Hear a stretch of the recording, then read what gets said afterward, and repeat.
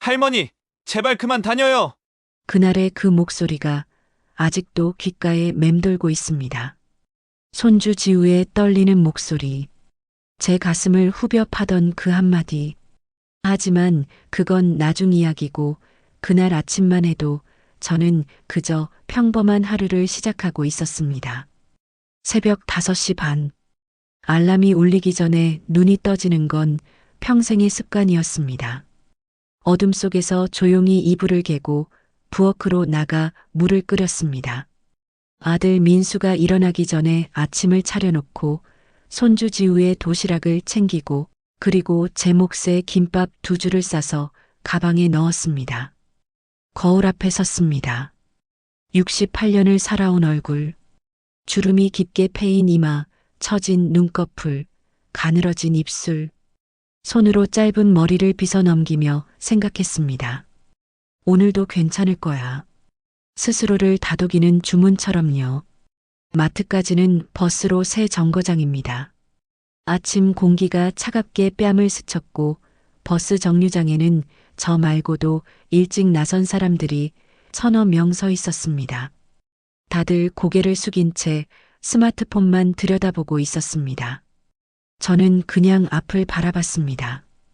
해가 천천히 떠오르는 하늘을, 출근길 차들의 불빛을 바라보며 숨을 고르곤 했습니다.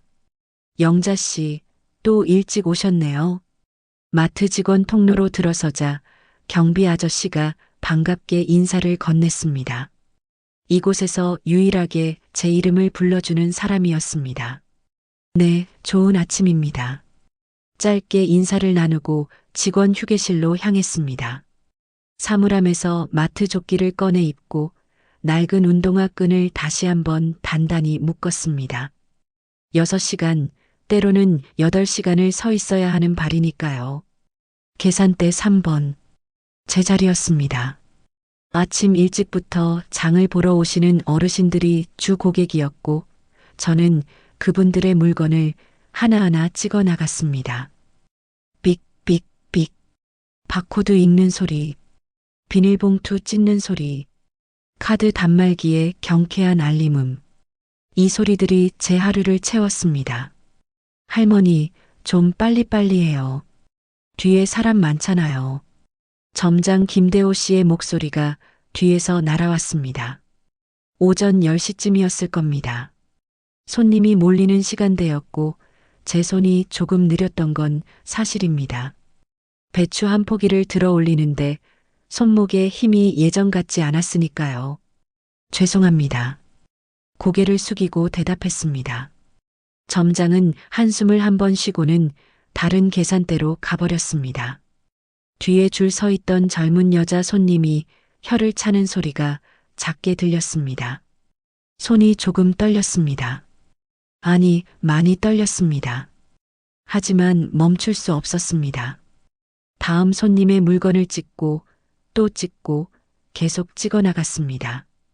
점심시간은 30분. 직원 휴게실 구석 자리에 앉아 아침에 싼 김밥을 꺼냈습니다. 젊은 직원들은 스마트폰을 보며 치킨을 시켜 먹고 있었고 저는 혼자 조용히 김밥을 입에 넣었습니다. 밥알이 목구멍으로 넘어가지 않았습니다. 물을 한 모금 마시고 억지로 삼켰습니다. 한나야, 너 오늘 몇 시에 퇴근해? 5시요. 언니는요? 나도. 우리 치킨 먹고 영화 볼까? 젊은 직원들의 대화 소리가 배경음악처럼 흘렀습니다. 저는 그 소리를 들으며 김밥을 씹었습니다. 30년 전 저도 은행 동료들과 퇴근 후 약속을 잡고 웃으며 떠들던 때가 있었습니다. 까마득한 옛날 이야기처럼 느껴졌습니다. 오후 3시 계산대로 돌아왔을 때 한 할머니가 제 앞에 서 계셨습니다. 손에는 장바구니 하나, 두부, 계란, 시금치, 그리고 소주 한 병. 할머니는 핸드폰을 귀에 대고 누군가와 통화 중이었습니다. 네, 알겠습니다. 그럼 3천만 원을 어디로 보내면 되나요? 제 손이 멈췄습니다. 할머니의 목소리가 떨리고 있었습니다. 불안한 떨림, 두려움 섞인 목소리, 그리고 핸드폰 너머에서 들리는 남자 목소리. 차분하지만 재촉하는 톤. 네, 지금 바로 가겠습니다. ATM기가 어디 있죠? 할머니의 눈빛이 흔들렸습니다. 손은 가방 안을 더듬고 있었고 이마에는 땀이 송글송글 맺혀 있었습니다. 저는 그 표정을 알고 있었습니다. 30년간 은행 창구에서, 상담실에서, 지점장실에서 수없이 봐왔던 그 표정. 무언가 잘못되고 있다는 걸 본능적으로 느끼면서도 그게 뭔지 정확히 알지 못해 불안해하는 사람의 얼굴. 제 심장이 빠르게 뛰기 시작했습니다. 손님, 잠깐만요. 제 목소리가 나도 모르게 나왔습니다. 할머니가 통화를 멈추고 저를 바라봤습니다. 핸드폰 너머에서 남자 목소리가 계속 뭐라고 말하고 있었습니다. 손님, 혹시 그분이 검찰청이나 경찰서에서 전화했다고 하셨나요? 할머니가 고개를 끄덕였습니다. 눈가가 붉어져 있었습니다. 네. 검찰청에서 전화 왔어요. 제 명의로 된 통장에서 이상한 거래가 있었대요. 그래서 돈을 안전하게 옮겨야 한대요. 제 가슴이 철렁 내려앉았습니다. 전형적인 수법이었습니다. 검찰 사칭, 금융사기, 안전계좌 이체. 2000년대 초반부터 봐왔던 그 패턴. 손님, 그거 사기예요. 절대 돈 보내시면 안 됩니다. 할머니의 얼굴이 하얗게 질렸습니다. 핸드폰 너머 남자 목소리가 더 크게 들렸습니다. 고객님, 지금 누구랑 통화하십니까? 절대 다른 사람 말 들으시면 안 됩니다. 이건 기밀 수사입니다. 저는 조용히 할머니의 손을 잡았습니다. 차갑게 식어 있는 손이었습니다. 제가 경찰에 신고하겠습니다. 괜찮으시니 잠시만 여기 계세요. 할머니가 떨리는 목소리로 대답했습니다. 정말 사기예요? 3천만 원이면 제 전 재산인데. 그 순간 뒤에서 날카로운 목소리가 날아왔습니다. 박영자 씨, 지금 뭐 하는 겁니까? 점장 김대호 씨였습니다. 얼굴이 벌겋게 상기되어 있었고 계산대 뒤에 줄 서 있는 손님들을 가리키며 말했습니다. 손님들 다 기다리고 계시잖아요. 업무에 집중하세요. 죄송합니다. 하지만 이분이 지금 금융사기를 당하고 계십니다. 경찰에 그런 건 나중에 본인이 알아서 하시라고 하세요. 당신은 지금 계산원이에요. 계산이나 하세요. 점장의 목소리가 휴게실까지 들렸을 겁니다. 다른 계산대 직원들이 힐끗힐끗 이쪽을 쳐다봤습니다. 뒤에 줄 선 손님들이 혀를 차는 소리가 들렸습니다. 저는 천천히 고개를 들어 점장을 바라봤습니다. 최소한 경찰에 신고는 해야 합니다. 업무 시간에 쓸데없는 일 하지 마세요. 경고합니다. 점장은 그렇게 말하고 돌아섰습니다. 저는 주머니에서 제 핸드폰을 꺼내 112를 눌렀습니다. 손이 떨렸습니다. 분노인지 두려움인지 알 수 없는 떨림이었습니다. 경찰이 도착하기까지 10분. 그 10분 동안 저는 할머니 옆에 서서 통화를 끊지 않도록 ATM기로 가지 않도록 붙잡고 있었습니다. 계산대는 비어 있었고 손님들은 다른 줄로 옮겨갔습니다. 경찰이 할머니의 진술을 듣고 핸드폰 번호를 확인했습니다. 젊은 경찰관이 제게 고개를 숙였습니다. 신고해 주셔서 감사합니다. 큰 피해를 막았습니다. 아니에요. 당연한 일을. 요즘 이런 사기가 너무 많아서요. 특히 어르신들이 피해를 많이 보시는데 덕분에 한 분을 구했네요. 경찰이 떠나고 할머니도 떠나고 저는 다시 계산대로 돌아왔습니다. 점장이 다가와 차갑게 말했습니다. 다음에 또 이러시면 근무평가에 반영됩니다. 네. 그것밖에 대답할 수 없었습니다. 오후 6시 퇴근 시간이었습니다. 조끼를 벗어 사물함에 넣고 가방을 들고 마트를 나섰습니다. 발이 욱신거렸고 허리가 뻐근했습니다. 버스 정류장까지 걸어가는 동안 해가 지고 있었습니다. 주황빛 하늘이 차가운 공기와 섞였습니다.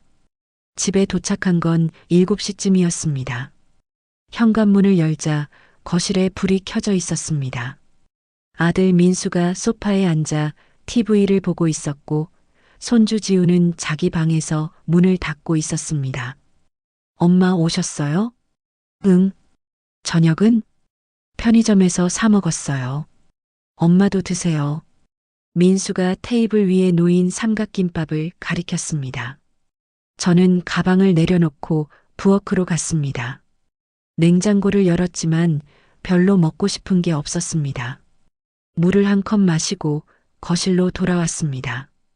그때 지우 방에서 목소리가 들렸습니다.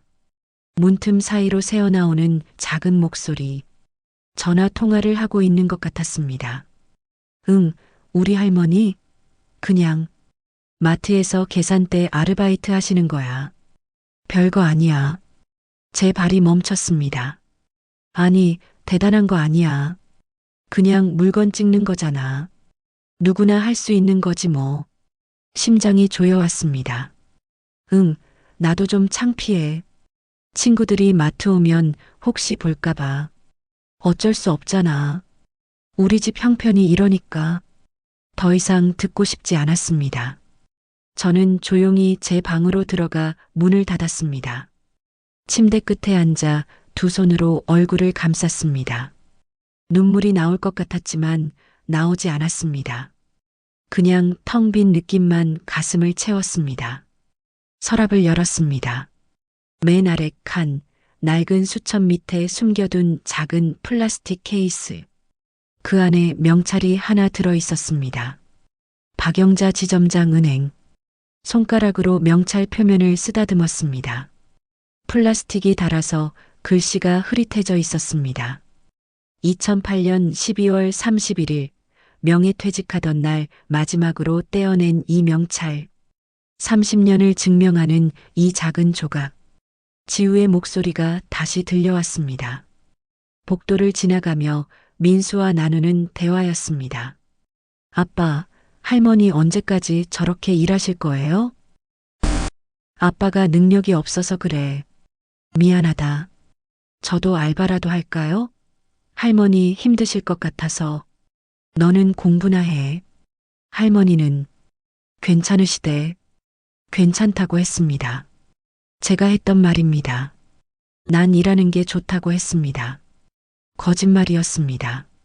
점장에게 질책당하고 손님들에게 무시당하고 6시간을 서서 일하고 손주에게 창피한 존재가 되는 게 좋을 리 없었습니다.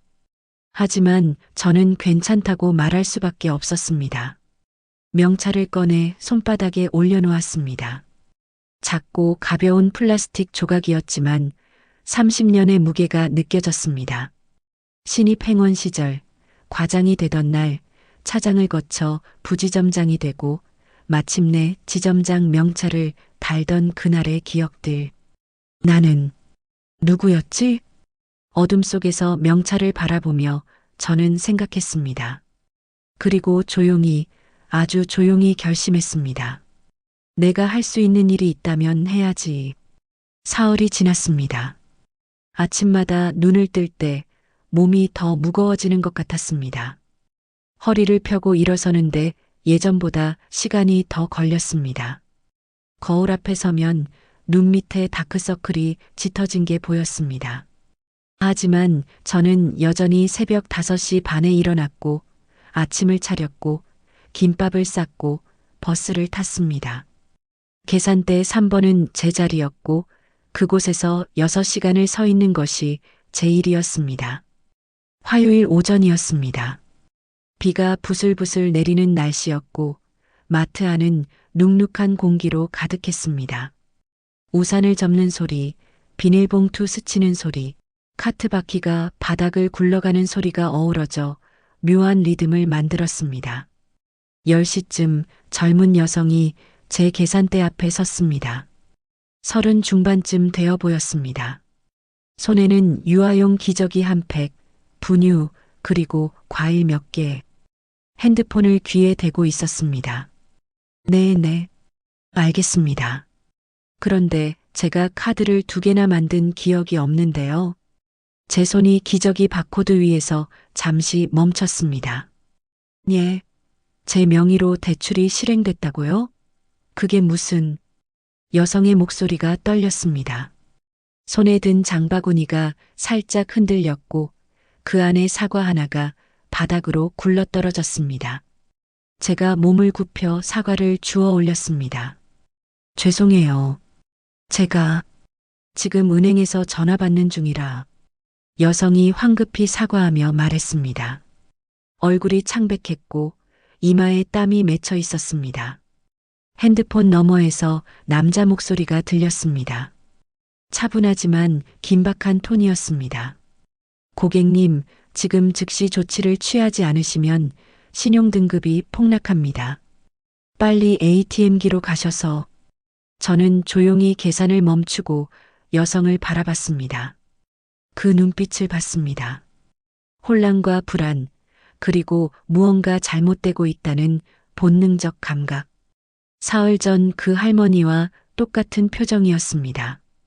계산대 옆 통로를 점장이 지나갔습니다. 제 쪽을 슬쩍 쳐다보는 시선이 느껴졌습니다. 저는 천천히 여성의 물건을 봉투에 담았습니다. 삑. 바코드 찍는 소리만 조용히 울렸습니다. 총 23,500원입니다. 여성이 카드를 꺼내 단말기에 댔습니다. 여전히 통화 중이었습니다. 네, 알겠습니다. 지금 바로 가겠습니다. 카드 결제가 승인되고 영수증이 뽑혀 나왔습니다. 저는 영수증을 접으며 작게 속삭였습니다.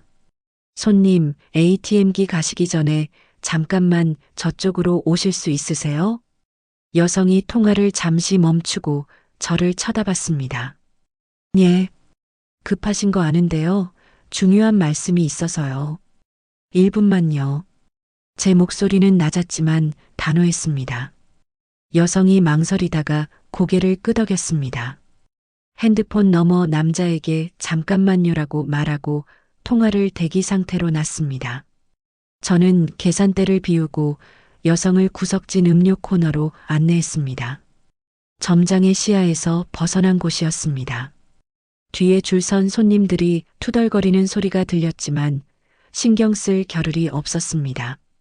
손님, 혹시 그쪽에서 뭐라고 했나요? 은행에서 전화 왔는데요. 제 명의로 카드가 2개나 만들어지고 대출이 실행됐대요. 그래서 지금 바로 조치를 취하지 않으면. 어느 은행이라고 했나요? 은행이요. 고객센터 번호가 몇 번으로 시작했나요? 여성이 핸드폰 화면을 보고 번호를 읽었습니다. 저는 그 번호를 듣는 순간 알 수 있었습니다. 그거 사기예요. 예. 은행 고객센터는 1588로 시작합니다. 그 번호는 일반 휴대전화 번호예요. 그리고 은행은 절대 전화로 ATM기 가라고 하지 않습니다. 여성의 얼굴이 하얗게 질렸습니다. 진짜 사기예요? 네. 요즘 이런 수법이 정말 많습니다. 명의도용, 대출 사기, 신용등급 폭락 같은 말로 겁을 주고 ATM기로 유도해서 돈을 빼내는 거예요. 여성의 손이 떨리기 시작했습니다. 그럼 제 통장은 괜찮은 거예요? 일단 진짜 은행 고객센터에 전화하셔서 확인해 보세요. 그리고 그 번호는 신고하시고요. 어떻게 이렇게 잘 아세요? 여성이 저를 빤히 바라봤습니다. 순수한 궁금증이 섞인 눈빛이었습니다. 저는 잠시 입술을 깨물었습니다. 뭐라고 대답해야 할까? 30년간 은행에서 일했다고? 지점장이었다고? 이런 사기 수법을 수백 번 봤다고? 그냥 뉴스 많이 봐서요. 결국 얼버무렸습니다. 여성은 고개를 끄덕이며 감사하다는 말을 여러 번 하고 떠났습니다. 저는 다시 계산대로 돌아왔습니다. 점장이 제 앞에 서 있었습니다. 박영자 씨, 아까 계산대 비우고 어디 간 겁니까? 손님이 급한 일이 있어서요. 업무 중에 자리 비우지 말라고 했죠? 죄송합니다. 저는 고개를 숙였습니다. 점장은 한숨을 쉬고 돌아갔습니다. 뒤에 있던 젊은 직원 한나가 제 쪽을 힐끗 쳐다봤습니다. 뭔가 말하고 싶은 표정이었지만 입을 열지는 않았습니다. 점심시간. 휴게실에서 김밥을 먹고 있는데 한나가 제 옆에 앉았습니다. 영자 씨, 아까 그 손님한테 뭐라고 하신 거예요? 응? 그냥. 저 멀리서 봤는데 진짜 급한 것 같더라고요. 무슨 일이었어요? 저는 김밥을 한 입 베어 물고 천천히 씹었습니다. 대답하기 전에 신중해야 했습니다. 보이스피싱이었어. 그래서 조언 좀 해줬지. 와, 영자 씨가 어떻게 그런 것까지 아세요? 한나의 눈이 반짝였습니다. 순수한 호기심이었습니다. 뉴스 보면 다 나오잖아. 근데 진짜 정확하게 설명하시던데요? 저도 옆에서 들었거든요. 은행 번호가 어쩌고. 그냥 조심하라고 한 거야. 혹시 은행 일하셨어요? 제 손이 멈췄습니다. 김밥을 쥔 손이 공중에서 잠시 굳었습니다. 왜 그렇게 생각해? 그냥 말투가 되게 전문적이었거든요. 마치 상담사처럼. 제가 대답하기 전에 점장의 목소리가 휴게실에 울려 퍼졌습니다. 한나야, 점심시간 끝났어. 나가서 일해. 네. 한나가 자리에서 일어났습니다. 떠나기 전에 제게 작게 속삭였습니다. 저는 영자 씨가 되게 대단한 분인 것 같아요. 그냥 느낌이. 그리고 미소를 남기고 나갔습니다. 저는 혼자 남아 김밥을 마저 먹었습니다. 목구멍으로 넘어가지 않았습니다. 물을 한 모금 마시고 억지로 삼켰습니다. 내가 할 수 있는 일. 그날 저녁 집으로 돌아가는 버스 안에서 생각했습니다. 창밖으로 어둠이 내리고 있었고 거리의 불빛들이 하나씩 켜졌습니다. 내가 할 수 있는 일이 뭘까? 계산대에서 바코드를 찍는 거? 점장에게 질책당하는 거? 손주에게 창피한 존재가 되는 거? 아니면 사람들을 지키는 거? 30년간 제가 해온 일이 바로 그거였습니다. 고객의 재산을 지키고 사기를 막고 정확한 상담을 하고 신뢰를 쌓는 것. 버스가 정류장에 멈췄습니다. 내리는 사람들 사이에 섞여 저도 일어섰습니다. 차가운 밤 공기가 얼굴을 때렸습니다. 걸어가는 동안 제 그림자가 가로등 불빛에 길게 늘어졌습니다. 68년을 살아온 이 몸, 30년을 일한 이 손, 그리고 아직 멈추지 않은 이 머리. 집 현관문을 열 때쯤 저는 조용히 결심했습니다. 숨기지 말자. 부끄러워하지 말자. 내가 할 수 있는 일이 있다면 하자. 비록 점장이 막아도 손주가 창피해해도 세상이 저를 그냥 계산대 할머니로만 봐도 저는 박영자였습니다. 30년간 은행을 지킨 박영자였습니다. 그리고 아직 할 수 있는 일이 남아 있었습니다. 소문은 생각보다 빨리 퍼졌습니다. 다음 날 아침 출근해서 직원 휴게실에 들어서는 순간 느꼈습니다. 몇몇 젊은 직원들이 제 쪽을 힐끗힐끗 쳐다보는 시선. 나지막한 속삭임. 제가 사물함 앞에 서자 대화가 뚝 끊겼습니다. 조끼를 꺼내 입고 계산대로 향하는 동안 복도에서 마주친 직원 2명이 고개를 숙여 인사했습니다.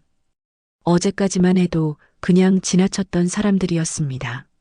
안녕하세요, 영자 씨. 안녕하세요. 뭔가 달라지고 있었습니다. 공기가 미묘하게 변했습니다. 계산대 3번에 서서 준비를 하는데 옆 계산대에 수진 씨가 다가왔습니다. 40 중반쯤 되어 보이는 이곳에서 저보다 먼저 일을 시작한 선배였습니다. 영자 씨, 어제 또 사기 막았다며? 네. 한나한테 들었어. 보이스피싱 당할 뻔한 손님 구해줬다며? 대단하네. 수진 씨의 목소리는 진심 어린 감탄이 섞여 있었습니다. 저는 어색하게 웃었습니다. 아니에요. 그냥 요즘 그런 거 진짜 많던데. 우리 동네에서도 할머니 한 분이 2천만 원 날렸대. 영자 씨는 어떻게 그런 거 다 알아? 뉴스 보면. 뉴스만 봐서 그렇게 정확하게 알 수는 없잖아. 진짜 신기하다. 수진 씨는 그렇게 말하고 자기 자리로 돌아갔습니다. 저는 계산대 앞에 서서 심호흡을 했습니다. 손끝이 차가웠습니다. 오전 11시쯤 점장이 제 계산대 옆을 지나가다 멈춰 섰습니다. 박영자 씨. 네, 점장님. 직원들 사이에서 이상한 소문이 도는데 혹시 알아요? 무슨 소문이요? 자기가 보이스피싱 전문가라느니, 금융 전문가라느니 하는 소문. 점장의 목소리는 차갑고 낮았습니다. 주변 손님들이 들을 수 없도록 조절한 톤이었지만 그 속에 담긴 경고는 분명했습니다. 그런 적 없습니다. 그래요. 좋아요. 근데 업무 시간에 손님들한테 이상한 상담 같은 거 하지 마세요. 당신은 계산원이에요. 계산만 하세요. 네. 점장이 떠나고 저는 다시 바코드를 찍기 시작했습니다. 삑, 삑, 삑. 기계적인 소리가 귓가를 울렸습니다. 손님이 건넨 우유팩이 차갑게 느껴졌습니다. 손끝으로 전해지는 그 냉기가 팔을 타고 어깨까지 올라왔습니다. 점심시간. 휴게실로 들어서자 한나가 제 옆자리를 비워두고 있었습니다. 마치 기다리고 있었다는 듯이 저는 가방에서 김밥을 꺼내 앉았습니다. 영자 씨. 한나가 작은 목소리로 말을 걸었습니다. 네. 저 궁금한 게 있는데요. 혹시 정말 은행 일하신 적 있으세요? 제 손이 김밥 위에서 멈췄습니다. 젊은 직원들이 킥킥거리며 스마트폰을 보고 있는 소리, 전자레인지 돌아가는 소리, 냉장고 윙윙거리는 소리, 모든 소리가 선명하게 들렸습니다. 왜 그렇게 생각해? 어제 그 손님한테 설명하시는 거 봤거든요. 진짜 전문가 같았어요. 말투도 그렇고 아시는 것도 그렇고. 저는 천천히 김밥을 한 입 베어 물었습니다. 씹는 동안 대답을 생각했습니다. 뭐라고 말해야 할까? 진실을 말해야 할까? 그때 점장의 목소리가 휴게실에 울려 퍼졌습니다. 한나야, 영자 씨를 너무 괴롭히지 마. 할머니가 무슨 은행 일을 하셨겠어. 점장이 커피를 타며 비웃듯 말했습니다. 다른 직원 몇 명이 킥킥 웃었습니다. 아니, 저는 그냥 할머니들은 뭐 은행 창구 가면 다 아는 척 하잖아. 그런 거 진지하게 받아들이지 마. 점장은 그렇게 말하고 커피를 들고 나갔습니다. 휴게실에 정적이 흘렀습니다. 한나가 제 얼굴을 바라봤습니다. 미안하다는 표정이었습니다. 저는 김밥을 씹으며 아무 말도 하지 않았습니다. 목구멍으로 넘어가지 않았습니다. 물을 한 모금 마셨습니다. 차가웠습니다. 영자 씨, 괜찮아. 점장님 말이 맞아. 나 같은 사람이 뭘 알겠어. 그렇게 말하고 김밥을 마저 먹었습니다. 한나는 더 이상 묻지 않았습니다. 하지만 그 눈빛은 계속 제게 향해 있었습니다. 석연치 않다는 표정, 뭔가 숨기고 있다는 걸 아는 표정. 오후 내내 계산대에 서 있는 동안 저는 생각했습니다. 왜 말하지 못할까? 왜 30년 경력을 숨겨야 할까? 지점장이었다고, 수백 명의 직원을 이끌었다고, 수천 명의 고객을 상담했다고 말하면 안 되는 걸까? 하지만 입이 떨어지지 않았습니다. 말하는 순간 뭔가가 달라질 것 같았습니다. 점장의 태도가, 직원들의 시선이, 그리고 무엇보다 저 자신이 견뎌야 할 무게가 자랑처럼 들릴까봐. 그게 가장 큰 이유였습니다. 지금 제 모습, 마트 계산원으로 하루 6시간 서 있는 68세 여자. 그런 제가 나 옛날에 지점장이었어라고 말하면 사람들은 뭐라고 생각할까? 어세, 과거에 집착하는 늙은이, 현실을 받아들이지 못하는 사람. 6시, 퇴근 시간이 되었습니다. 조끼를 벗어 사물함에 넣고 가방을 들었습니다. 복도를 걸어 나가는데 한나가 뒤에서 따라왔습니다. 영자 씨, 잠깐만요. 응? 점장님 말씀은 신경 쓰지 마세요. 저는 영자 씨가 정말 대단한 분인 거 알아요. 한나의 눈이 진지했습니다. 25살의 맑은 눈동자였습니다. 그냥 느낌이 와요. 영자 씨는 뭔가 특별하세요. 고마워. 그것밖에 대답할 수 없었습니다. 한나는 미소를 짓고 먼저 나갔습니다. 저는 잠시 그 자리에 서서 심호흡을 했습니다. 집으로 가는 버스 안, 창밖으로 저녁 노을이 번지고 있었습니다. 주황빛과 보라빛이 뒤섞인 하늘, 퇴근하는 사람들의 지친 얼굴들. 저는 그 풍경을 바라보며 생각했습니다. 특별하다고? 나는 그냥 살아남으려고 하는 거야. 집에 도착한 건 7시 반쯤이었습니다. 현관문을 열자 거실에서 아들 민수가 저녁을 차리고 있었습니다. 테이블 위에 찌개가 끓고 있었고 밥그릇이 3개 놓여 있었습니다.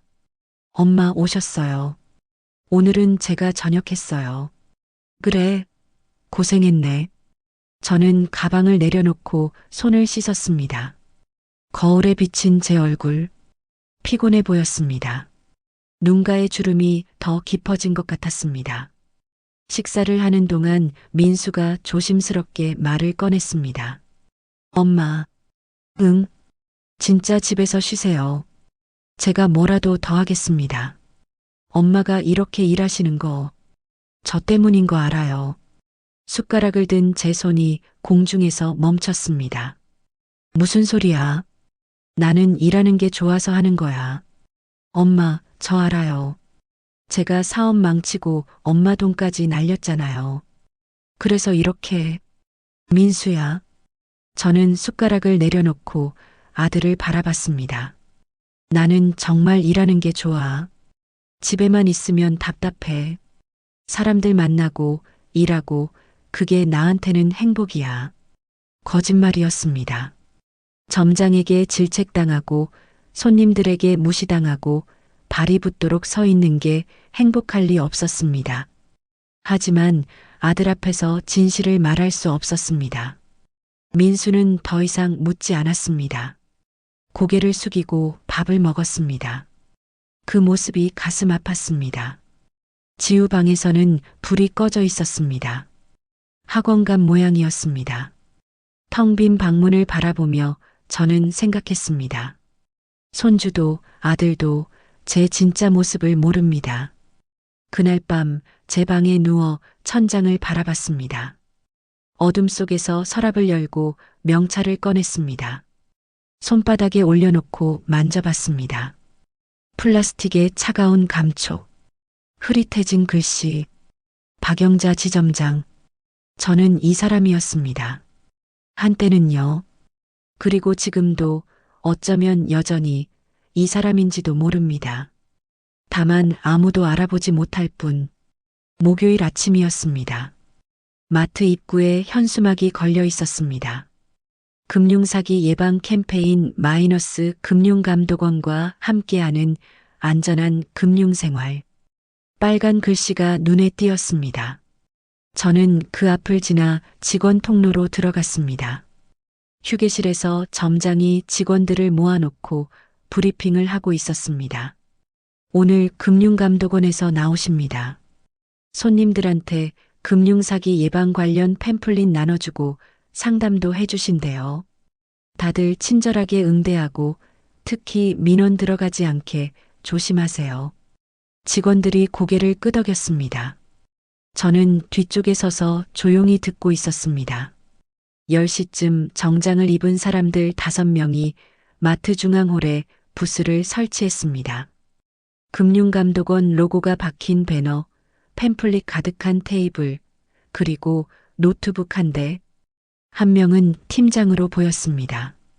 50대 중반쯤 되어 보이는 남자였고 안경 너머 눈빛이 날카로웠습니다. 손님들이 하나둘 부스 앞을 지나갔습니다. 팸플릿을 받아가는 사람도 있었고 그냥 스쳐 지나가는 사람도 있었습니다. 제 계산대에서는 부스가 비스듬히 보였습니다. 일하면서도 자꾸 시선이 그쪽으로 갔습니다. 11시쯤 팀장으로 보이는 남자가 마이크를 들고 설명을 시작했습니다. 요즘 금융사기가 정말 많이 발생하고 있습니다. 특히 보이스피싱은 수법이 갈수록 교묘해지고 있어요. 검찰청, 경찰청을 사칭하는 게 가장 흔한 방법입니다. 그의 목소리가 마트 안을 채웠습니다. 저는 손님의 물건을 찍으면서도 귀를 기울였습니다. 삑. 바코드 찍는 소리와 팀장의 설명이 섞였습니다. 만약 이런 전화를 받으시면 일단 끊고 직접 해당 기관에 전화하세요. 절대 상대방이 시키는 대로 ATM기에 가지 마시고요. 저는 속으로 생각했습니다. 그건 구식 수법이야. 요즘은 더 복잡해. 점심시간이 되었습니다. 휴게실로 가는 길에 부스를 지나쳤습니다. 팀장이 나이 드신 할아버지와 상담 중이었습니다. 그러니까 할아버지, 은행에서 절대 전화로 비밀번호 물어보지 않습니다. 아니, 근데 그 사람이 은행 직원이라고 했다니까. 그게 바로 사기예요. 은행은. 저는 걸음을 멈췄습니다. 그 할아버지의 표정을 봤습니다. 여전히 의심스럽다는 표정. 완전히 납득하지 못한 얼굴. 팀장의 설명은 정확했지만 뭔가 부족했습니다. 실감이 나지 않는 설명이었습니다. 휴게실에서 김밥을 먹는 동안에도 그 장면이 머릿속에 맴돌았습니다. 한나가 옆에 앉아 샌드위치를 먹으며 말했습니다. 저 금융감독원 사람들 되게 전문적이지 않아요? 응. 근데 영자 씨가 설명하시는 게 더 이해하기 쉬운 것 같은데. 저번에 그 손님한테 설명하실 때 봤거든요. 저는 대답하지 않았습니다. 김밥을 씹으며 창밖을 바라봤습니다. 회색빛 하늘에 비가 내린 것 같았습니다. 오후 2시 계산대로 돌아왔을 때 부스 앞이 조금 더 붐볐습니다. 할머니 몇 분이 모여서 팀장의 설명을 듣고 있었습니다. 최근에는 자녀를 사칭하는 수법도 있습니다. 카카오톡으로 엄마 급한 일 있어. 돈 좀 보내줘라고 하는 거죠. 한 할머니가 손을 들었습니다. 그런데 진짜 우리 아들 목소리면 어떻게 구별해요? 그래서 반드시 직접 전화해서 확인하셔야 합니다. 근데 애가 회의 중이라고 하면? 그래도 확인하셔야죠. 할머니는 여전히 석연치 않은 표정이었습니다. 다른 할머니들도 고개를 갸우뚱했습니다. 제 손이 저절로 움직였습니다. 계산을 멈추고 앞치마를 매만졌습니다. 부스 쪽으로 몇 걸음 다가갔습니다. 하지 마. 나서지 마. 속으로 제 자신을 말렸습니다. 점장이 뭐라고 할 게 뻔했습니다. 쓸데없이 나서지 말라고, 업무에 집중하라고. 하지만 발이 멈추지 않았습니다. 부스 옆까지 갔습니다. 팀장이 설명을 계속하고 있었습니다. 그리고 요즘은 메신저를 해킹해서 죄송합니다. 제 목소리가 나왔습니다.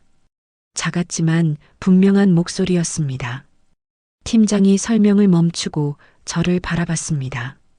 할머니들도 고개를 돌렸습니다. 네. 그 방법은 조금 구식이에요. 정적이 흘렀습니다. 팀장의 눈썹이 올라갔습니다. 구식이라니요? 요즘 사기범들은 그렇게 하지 않아요. 더 교묘해졌어요. 제 심장이 빠르게 뛰었습니다. 하지만 입은 계속 움직였습니다. 요즘은 실제 자녀의 SNS를 미리 해킹해서 정보를 빼내요. 자녀가 자주 가는 장소, 친구 이름, 심지어 말투까지 파악합니다. 그래서 엄마한테 연락할 때 진짜처럼 보이는 거예요.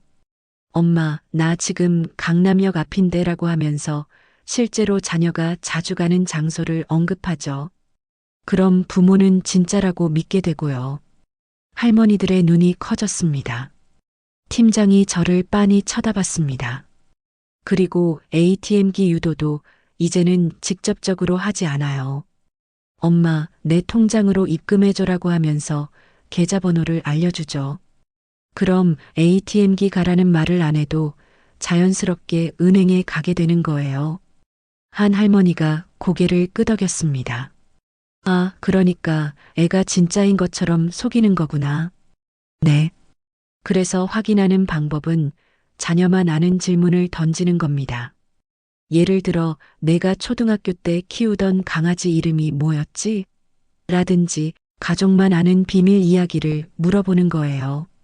사기범은 절대 대답 못합니다. 할머니들이 아하고 감탄했습니다. 고개를 끄덕이며 서로 쳐다봤습니다. 팀장이 저를 빤히 바라봤습니다. 날카로운 눈빛이었습니다. 어떻게 이렇게 정확하게 아십니까? 제 등에서 식은땀이 흘렀습니다. 뉴스에서 봤어요. 뉴스에 이렇게 구체적으로 나오지 않는데요. 혹시 금융권에서 일하신 적 있으세요? 대답하기 전에 뒤에서 목소리가 날아왔습니다. 아니에요. 점장이었습니다. 부스 뒤에서 팔짱을 끼고 서 있었습니다. 그냥 계산원이에요. 할머니가 뉴스를 많이 보셔서 그런가 봐요. 점장의 목소리에는 비웃음이 섞여 있었습니다. 제 얼굴이 뜨거워졌습니다. 팀장이 점장을 보고 다시 저를 봤습니다. 그의 눈빛이 변했습니다. 의심에서 확신으로 뭔가를 알아챈 사람의 눈빛이었습니다. 그렇군요. 팀장은 주머니에서 명함을 꺼냈습니다. 저에게 건네며 작게 말했습니다. 혹시 시간 되시면 나중에 연락 주시겠어요? 명함을 받는 제 손이 떨렸습니다. 금융감독원 금융소비자보호처 팀장 김정훈. 명함이 작고 가벼웠지만 그 무게가 손바닥을 눌렀습니다. 저는 그냥 괜찮습니다. 급하지 않아요. 나중에 편하실 때 연락 주세요. 팀장은 미소를 지었습니다.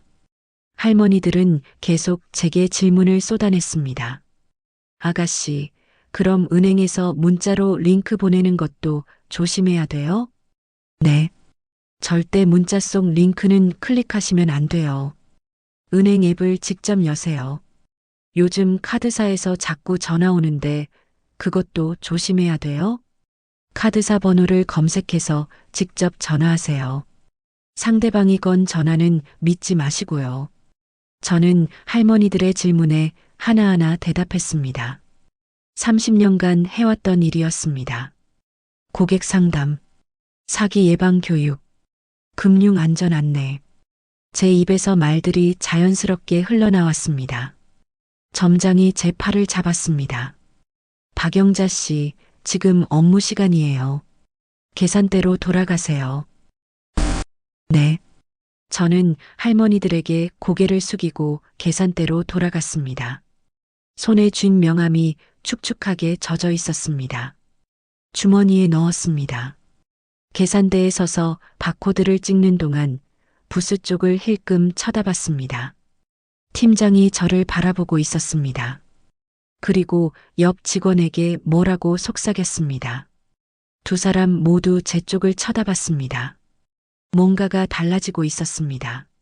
숨겨왔던 것들이 조금씩 드러나기 시작하고 있었습니다.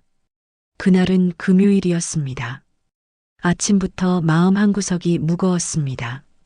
이유를 알 수 없는 불길한 예감 같은 것. 출근길 버스 안에서도 계산대 앞에 서서도 그 느낌이 가슴을 짓눌렀습니다. 오후 3시쯤이었습니다. 학교가 끝나는 시간이었죠. 평소 이 시간엔 학생들이 잘 오지 않았는데 그날은 달랐습니다. 입구 쪽에서 웃음소리가 들렸습니다.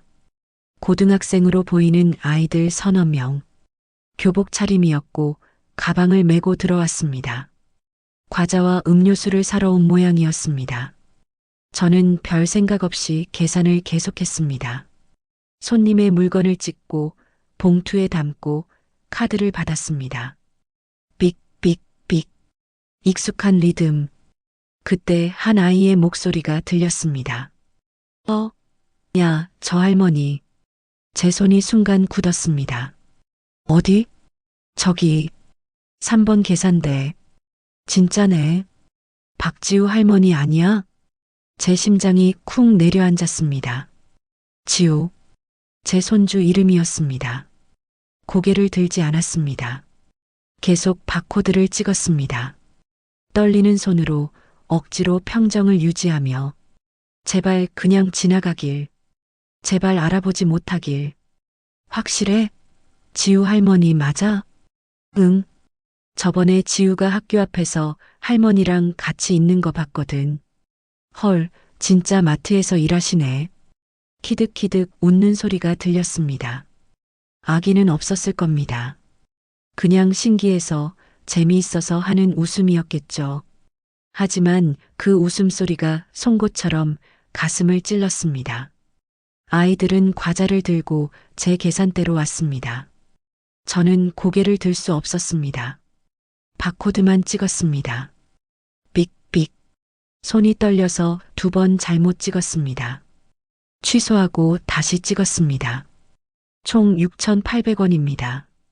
목소리를 최대한 낮게, 최대한 평온하게 만들려고 애썼습니다.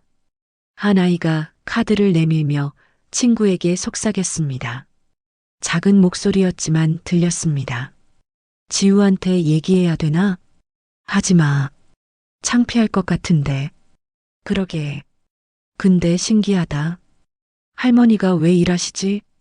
아이들은 카드를 받아들고 나갔습니다. 웃음소리가 점점 멀어졌습니다. 저는 계산대 앞에 서서 숨을 참았습니다. 눈물이 날 것 같았습니다. 참았습니다. 참아야 했습니다. 그날 저녁 집으로 돌아가는 버스 안에서 핸드폰이 울렸습니다. 아들 민수였습니다. 엄마, 지우가 오늘 학교에서 좀 안 좋은 일이 있었나 봐요. 무슨 일인데? 잘은 모르겠는데 방에 들어가서 안 나와요. 저녁도 안 먹고 제 손에서 핸드폰이 미끄러질 뻔했습니다. 알았어. 금방 들어갈게. 전화를 끊고 창밖을 바라봤습니다. 어둠이 내리고 있었습니다. 거리에 불빛들이 번졌습니다. 눈물 때문인지 빗방울 때문인지 알 수 없었습니다. 집에 도착했을 때는 8시가 넘었습니다. 현관문을 열자 거실은 조용했습니다. 민수가 소파에 앉아 TV를 보고 있었고 지우 방문은 굳게 닫혀 있었습니다. 엄마. 민수가 걱정스러운 얼굴로 저를 봤습니다. 저는 고개를 끄덕이고 지우 방으로 갔습니다. 문 앞에서 잠시 망설였습니다. 노크를 해야 할까? 들어가야 할까? 지우야. 들어오지 마. 문 너머로 지우의 목소리가 들렸습니다. 떨리고 있었습니다. 할머니가 들어가도 될까? 싫어. 그 한마디가 칼처럼 날카로웠습니다. 저는 문고리를 잡은 채 서 있었습니다. 지우야, 무슨 일 있었어? 아무 일도 없어요. 할머니한테 얘기해봐. 들어오지 말라니까요. 목소리가 커졌습니다. 울먹이는 소리가 섞여 있었습니다. 저는 문고리에서 손을 떼고 벽에 기댔습니다. 다리에 힘이 풀렸습니다. 한참을 그렇게 서 있었습니다. 얼마나 지났을까? 10분, 아니 20분쯤 지났을 때 지우 방문이 열렸습니다. 지우가 나왔습니다. 눈이 퉁퉁 부어 있었습니다. 울었던 흔적이 얼굴에 그대로 남아 있었습니다. 할머니. 응. 오늘 학교에서 애들이 할머니 봤대요. 제 가슴이 철렁 내려앉았습니다. 마트에서, 계산대에서 일하시는 거. 그래. 애들이 다 물어봤어요. 너네 할머니 왜 저기서 일하냐고. 너네 집 진짜 가난하냐고. 지우의 목소리가 떨렸습니다. 주먹을 쥐고 있었습니다. 저는 아무 말도 못했어요. 그냥 창피했어요. 그 말이 심장을 관통했습니다. 할머니, 제발. 지우가 저를 바라봤습니다. 눈물이 볼을 타고 흘렀습니다. 제발 그만 다녀요. 제발이요. 학교 애들이 다 알았어요. 이제 학교 가기 싫어요. 너무 창피해요. 지우야. 왜요? 왜 하필 우리 학교 앞 마트예요? 왜 다른 데는 안 가고 거기서 일해요? 목소리가 커졌습니다. 복도에 울려 퍼졌습니다. 민수가 방에서 나왔습니다. 지우야, 할머니한테 그렇게 말하는 거 아니야. 아빠는 몰라요. 학교에서 얼마나 놀림 받는지. 그래도 할머니가 창피해요. 우리 친구 할머니들은 다 집에 계시는데 왜 우리 할머니만 마트에서 일해요? 지우는 그렇게 소리치고 방으로 들어가 문을 쾅 닫았습니다. 정적이 흘렀습니다. 저는 복도 한가운데 서서 아무 말도 할 수 없었습니다. 민수가 다가와 제 어깨를 잡았습니다. 엄마, 미안해요. 제가 잘못해서. 괜찮아. 지우가 원래 그런 애가 아닌데 사춘기라. 알아. 괜찮아. 저는 제 방으로 들어갔습니다. 문을 닫고 침대 끝에 앉았습니다. 두 손으로 얼굴을 감쌌습니다. 창피하다. 손주가 한 말이었습니다. 제가 창피하다고. 마트에서 일하는 제가, 학교 친구들에게 알려진 제가 창피하다고. 눈물이 나올 것 같았습니다. 하지만 나오지 않았습니다. 그냥 텅 빈 느낌만 가슴을 채웠습니다. 공허함, 무력감, 그리고 깊은 수치심. 서랍을 열었습니다. 맨 아래 칸에서 명찰을 꺼냈습니다. 박영자 지점장 은행. 흐릿해진 글씨를 손가락으로 쓰다듬었습니다. 지점장이었습니다. 30년간 은행에서 일했습니다. 수백 명의 직원을 이끌었습니다. 수천 명의 고객을 상담했습니다. VIP 고객들이 저를 찾았습니다. 지점 실적은 항상 상위권이었습니다. 본점에서 표창도 받았습니다. 하지만 지금 저는 무엇입니까? 손주에게 창피한 존재, 학교 친구들에게 놀림감이 되는 할머니, 마트 계산대에서 점장에게 질책당하는 노인. 명찰을 쥔 손에 힘이 들어갔습니다. 플라스틱이 삐걱거렸습니다. 부러질 것 같았습니다. 내가 이렇게 부끄러운 존재였나? 어둠 속에서 명찰을 바라봤습니다. 30년의 증거. 하지만 아무도 인정하지 않는 과거. 손주는 창피해하고 점장은 무시하고 세상은 저를 그냥 계산대 할머니로만 봤습니다. 명찰을 다시 서랍에 넣었습니다. 깊숙이 맨 아래 칸에 수첩 밑에 숨겼습니다. 서랍을 닫았습니다. 찰칵 소리가 어둠 속에 울렸습니다. 침대에 누웠습니다. 천장을 바라봤습니다. 희미한 달빛이 커튼 사이로 새어 들어왔습니다. 그 빛 속에서 먼지들이 떠다녔습니다. 지우의 목소리가 귓가에 맴돌았습니다. 할머니가 창피해요. 가슴이 무너졌습니다. 조용히 소리 없이 무너졌습니다. 눈을 감았습니다. 하지만 잠이 오지 않았습니다. 그냥 어둠 속에 누워 천장을 응시하며 생각했습니다. 이게 끝일까? 이게 68년을 살아온 제 모습일까? 손주에게 짐이 되고 아들에게 부담이 되고 세상에게 투명 인간이 되는 것. 새벽이 올 때까지 잠들지 못했습니다. 토요일 아침이었습니다. 잠을 거의 못 잤습니다. 새벽 5시 반 알람이 울리기 전에 눈을 떴습니다. 몸이 무겁게 가라앉은 것 같았습니다. 침대에서 일어서는데 평소보다 오래 걸렸습니다. 거울 앞에 섰습니다. 눈밑이 검게 그을렸습니다. 주름이 더 깊어진 것 같았습니다. 손으로 얼굴을 만져봤습니다. 차가웠습니다. 오늘도 가야 하나? 잠시 망설였습니다. 아프다고 전화할까? 그냥 쉴까? 하지만 결국 옷을 입었습니다. 아침을 차렸습니다. 김밥을 쌌습니다. 익숙한 동작들이었습니다. 지우 방문은 굳게 닫혀 있었습니다.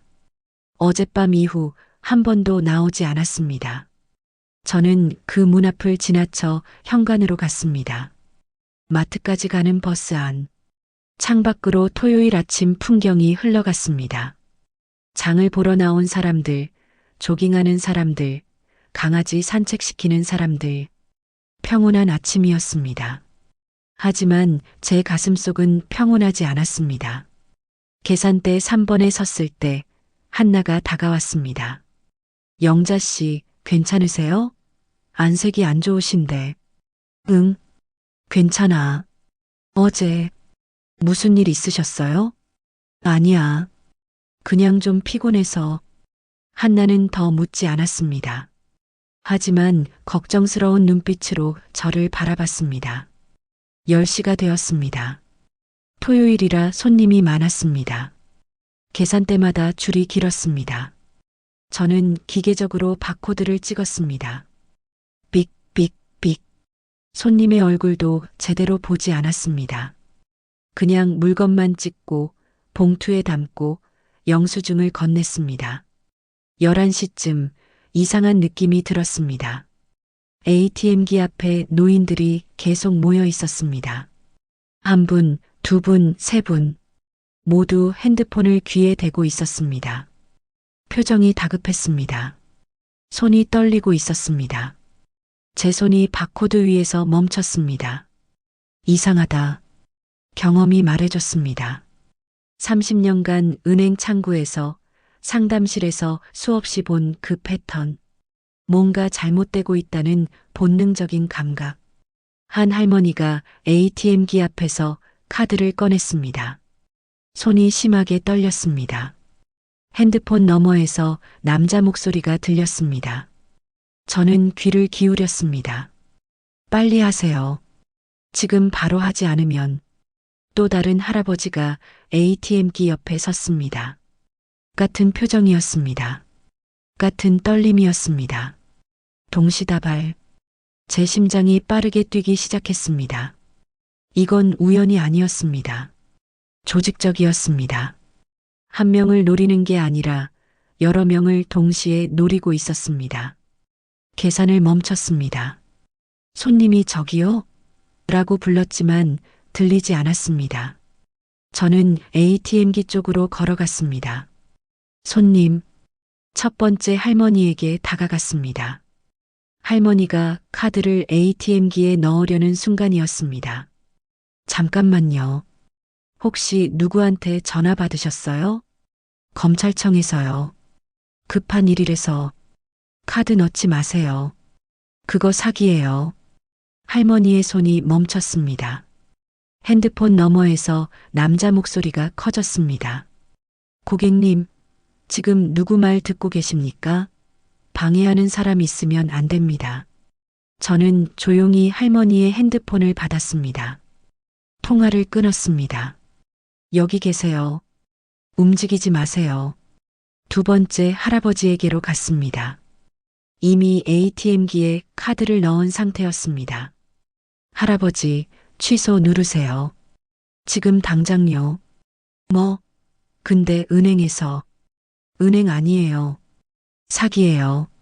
취소 버튼 누르세요. 제 목소리가 커졌습니다. 주변 사람들이 쳐다봤습니다. 점장이 뛰어왔습니다. 박영자 씨, 지금 뭐 하는 겁니까? 점장님, 지금 보이스피싱 조직이 마트를 노리고 있어요. 저분들 전부 사기 당하고 계세요. 뭐라고요? 경찰 부르세요. 지금 당장요. 제 목소리는 단호했습니다. 명령조였습니다. 30년간 직원들을 이끌던 그 목소리였습니다. 점장이 순간 얼어붙었습니다. 세 번째 할머니가 이미 송금 버튼을 누르려 하고 있었습니다. 저는 뛰어가 그 손을 잡았습니다. 안 돼요. 취소하세요. 누구세요? 놓으세요. 지금 사기당하고 계세요. 제 말 믿으세요. 할머니가 저를 빤히 쳐다봤습니다. 그 눈을 똑바로 바라봤습니다. 저는 최대한 차분하게, 최대한 확신에 찬 목소리로 말했습니다. 저는 30년간 은행에서 일했습니다. 이런 사기를 수백 번 봤어요. 지금 전화한 사람은 검찰청이 아니에요. 사기범이에요. 제발 저 믿으세요. 할머니의 손이 떨렸습니다. 그리고 천천히 취소 버튼을 눌렀습니다. 뒤에서 점장의 목소리가 들렸습니다. 경찰 불렀습니다. 그런데 박영자 씨, 당신이 무슨 권한으로? 지금 그게 중요한 게 아니에요. 저는 마트 안을 둘러봤습니다. ATM기 2대, 그리고 구석에 공중전화 부스 옆에 한 분 더. 총 5분이 동시에 타깃이 되고 있었습니다. 한나에게 소리쳤습니다. 한나야, 저 할머니 곁에 있어줘. 절대 전화 받지 못하게. 네. 한나가 달려갔습니다. 다른 직원들도 하나둘 모여들었습니다. 수진 씨가 제 옆으로 왔습니다. 영자 씨, 제가 뭘 도와드릴까요? ATM기 앞에 계신 분들 전부 송금 못하게 막아주세요. 경찰 올 때까지만요. 알겠어요. 저는 각 노인분들께 다가가 상황을 설명했습니다. 차분하게, 정확하게, 확신에 차서 할머니, 지금 통화하신 분은 검찰청 직원이 아니에요. 검찰청은 절대 전화로 돈 보내라고 하지 않습니다. 할아버지, 그 계좌번호는 안전계좌가 아니에요. 사기범 계좌예요. 손님, 일단 전화 끊으시고 진짜 은행에 전화해 보세요. 지금 당장요. 30년의 경험이 입 밖으로 흘러나왔습니다. 매뉴얼처럼, 시스템처럼 정확하게. 10분이 지났습니다. 20분이 지났습니다. 손님들은 점점 더 모여들었습니다.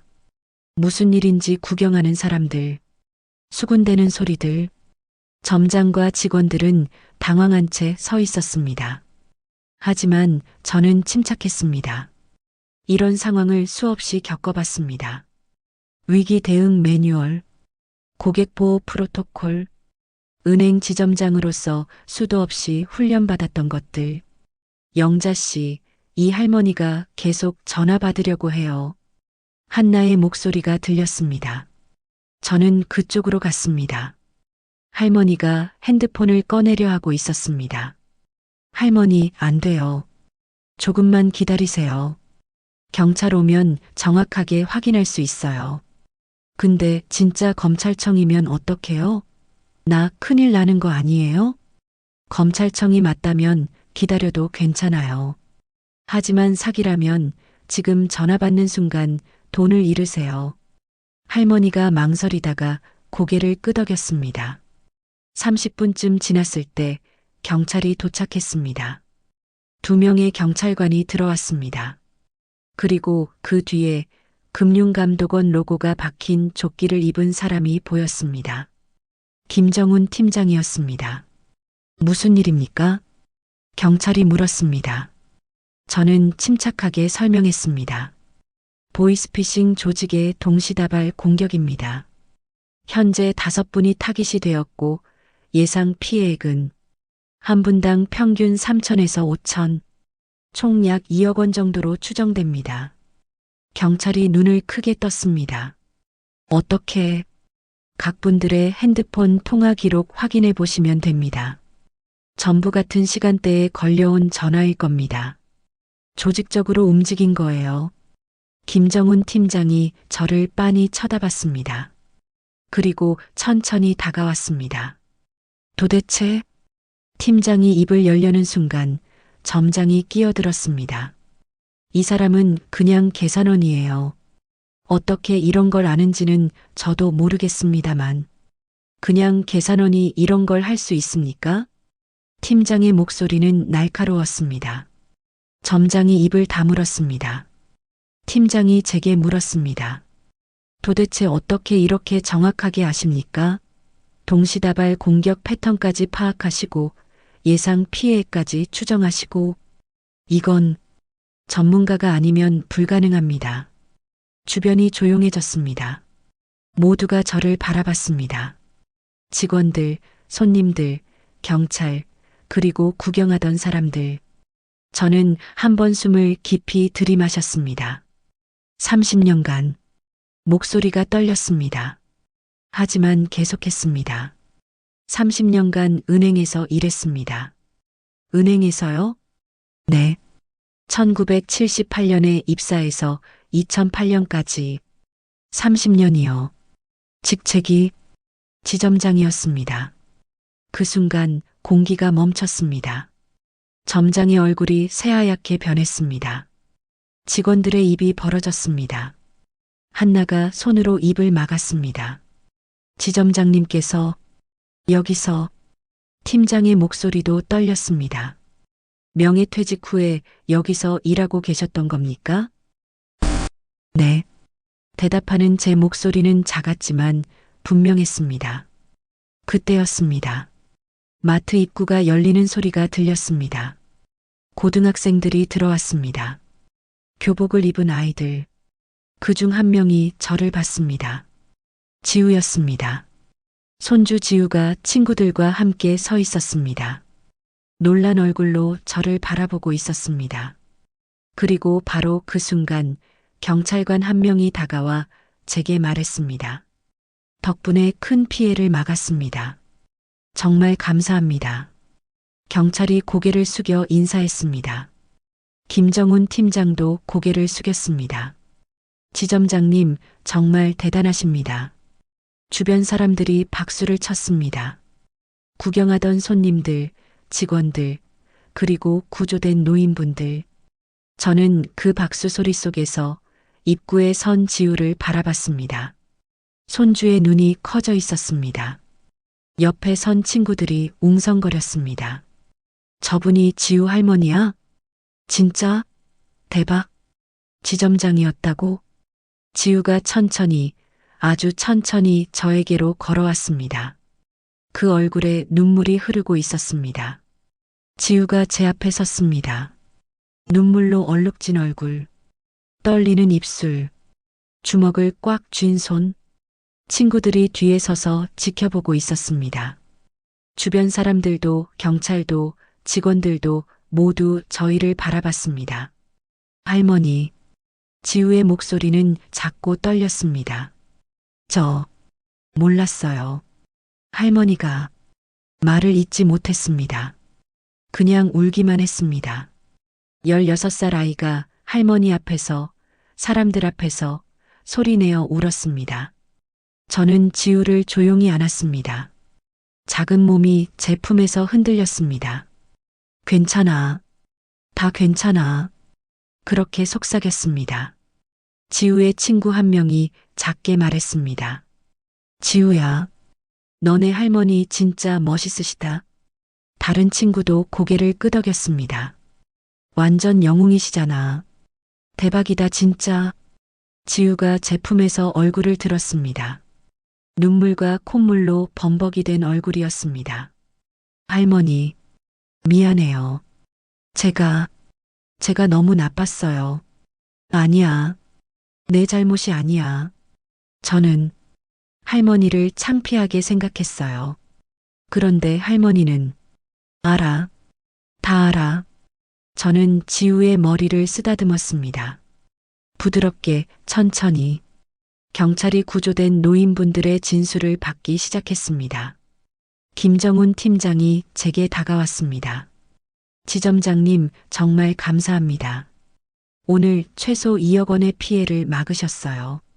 아니에요. 당연한 일을. 당연하지 않습니다. 이렇게 신속하고 정확하게 대응할 수 있는 사람은 흔치 않아요. 팀장은 다시 한번 명함을 꺼냈습니다. 제안드렸던 거 다시 한번 말씀드립니다. 저희 금융감독원에서 금융사기 예방 자문위원으로 모시고 싶습니다.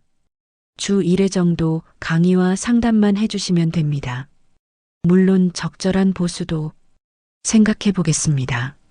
저는 명함을 받았습니다. 두 번째 명함이었습니다. 점장이 제게 다가왔습니다. 얼굴이 창백했습니다. 박영자, 아니, 지점장님, 제가 정말 죄송합니다. 몰라 뵙고 괜찮습니다. 진심으로 사과드립니다. 제가 너무 점장님, 저는 여기서 계산원이에요. 그거면 충분합니다. 점장은 더 이상 말하지 못했습니다. 고개만 숙였습니다. 한나가 뛰어왔습니다. 눈이 반짝이고 있었습니다. 영자 씨, 아니, 지점장님, 진짜 대단하세요. 저 완전 감동했어요. 그냥 영자 씨라고 불러. 편한 게 좋아. 근데 진짜 지점장이셨어요? 30년이나? 응. 옛날 일이야. 옛날 일이 아니에요. 오늘 보니까 진짜 전문가시잖아요. 한나는 신이 나서 떠들었습니다. 다른 직원들도 하나둘 다가와 인사했습니다. 수진 씨가 제 손을 잡았습니다. 영자 씨, 오늘 정말 멋있었어요. 고마워요. 저 사실 궁금했어요. 영자 씨는 뭔가 다르셨거든요. 말투도 행동도. 이제야 알겠어요. 모든 게 끝나고 경찰과 감독원 직원들이 떠나고 손님들이 흩어졌습니다. 저는 지우와 함께 마트를 나섰습니다. 지우의 친구들이 안녕히 가세요, 지점장님, 이라고 인사했습니다. 지우가 어색하게 웃었습니다. 집으로 가는 버스 안, 지우가 제 손을 꼭 잡고 있었습니다. 할머니, 응, 앞으로 학교에서 할머니 자랑해도 돼요? 저는 지우를 바라봤습니다. 그 맑은 눈을 바라봤습니다.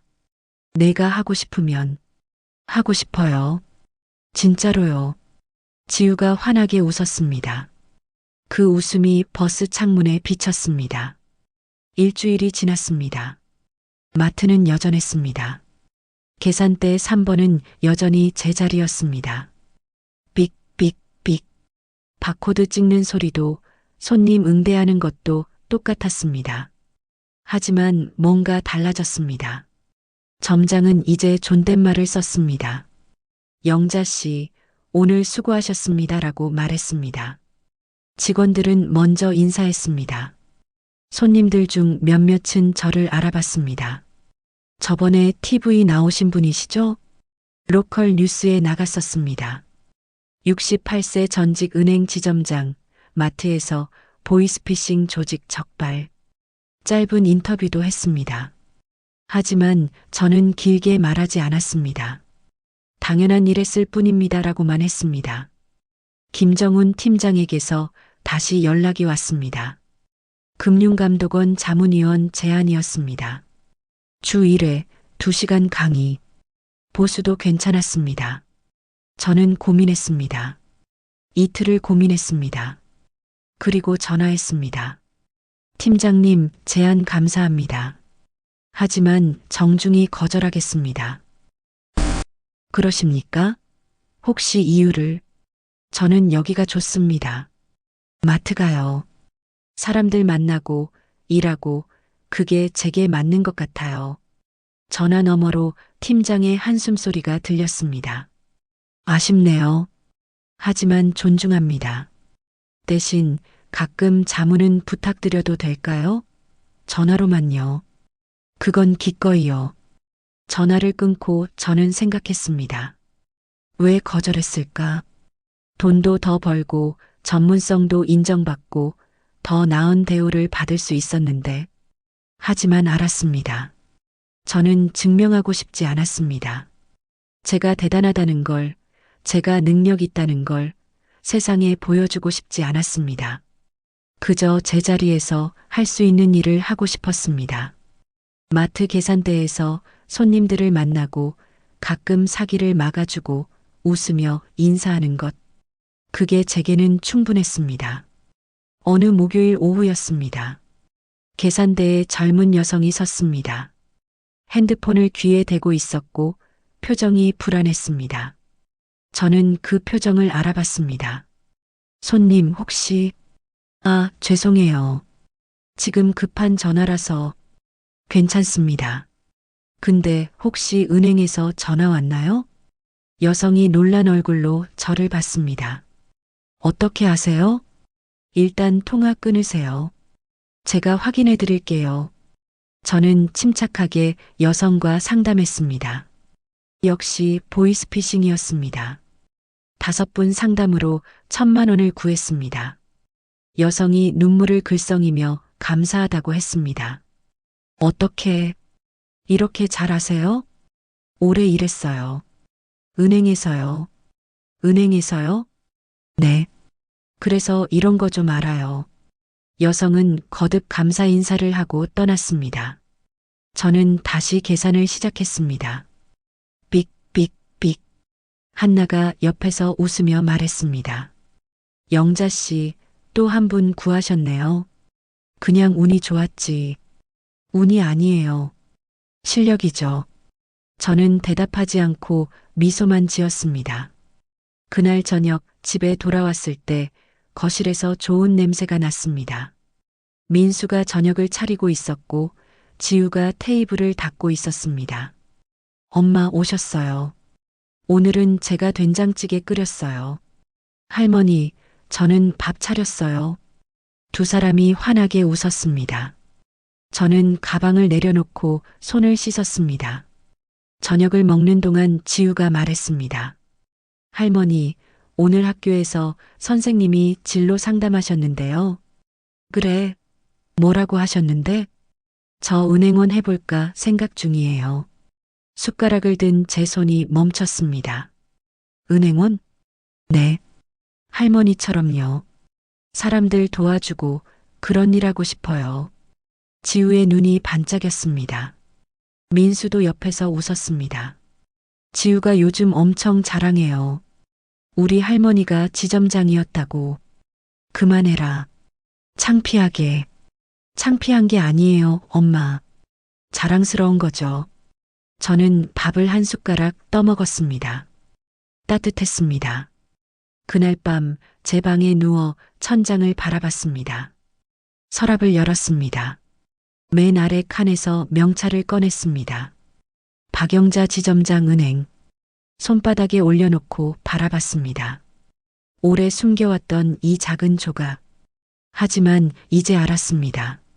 이 명찰이 저를 정의하지 않는다는 것을, 지점장이었던 과거가 제 전부가 아니라는 것을, 마트 계산원인 현재도 부끄러운 게 아니라는 것을. 저는 그냥 저였습니다. 박영자, 68년을 살아온 한 사람. 30년간 은행에서 일했고 지금은 마트에서 일하고 가끔 사람들을 도와주고 손주를 사랑하는 평범한 할머니. 그걸로 충분했습니다. 명찰을 책상 위에 올려놓았습니다. 더 이상 숨기지 않기로 했습니다. 하지만 자랑하지도 않기로 했습니다. 그냥 거기 두기로 했습니다. 제 삶의 한 조각으로. 창문 너머로 달빛이 들어왔습니다. 명찰 위에 은은한 빛이 내려앉았습니다. 흐릿했던 글씨가 그 빛 속에서 또렷해졌습니다. 저는 눈을 감았습니다. 내일도 새벽 5시 반에 일어날 것입니다. 아침을 차릴 것입니다. 버스를 탈 것입니다. 계산대 3번에 설 것입니다. 그리고 그것으로 충분할 것입니다. 마음이 편안했습니다. 가슴이 따뜻했습니다. 잠이 왔습니다. 오랜만에 깊은 잠이. 계산대 위에 놓인 낡은 명찰. 더 이상 서랍 속에 숨겨지지 않은, 하지만 거창하게 내세우지도 않는, 그저 조용히 그 자리에 있는 박영자의 68년 인생처럼.